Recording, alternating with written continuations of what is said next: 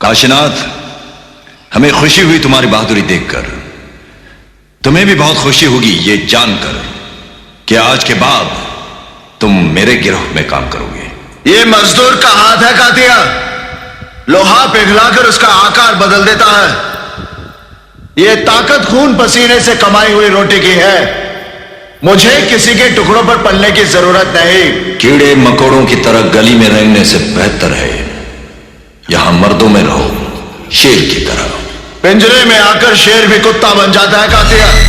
तू चाहता है कि मैं तेरे यहां कुत्ता बनकर रहूं?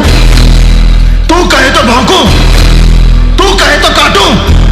ऐसा ही समझो। तो क्या हमारे साथ काम करोगे तो नाम होगा तुम्हारा, इनाम मिलेंगे, रुपए पैसा मिलेगा, इज्जत होगी तुम्हारी और लोग डरेंगे तुमसे। डराकर लोगों को वो जीता है जिसकी हड्डियों में पानी भरा होता है।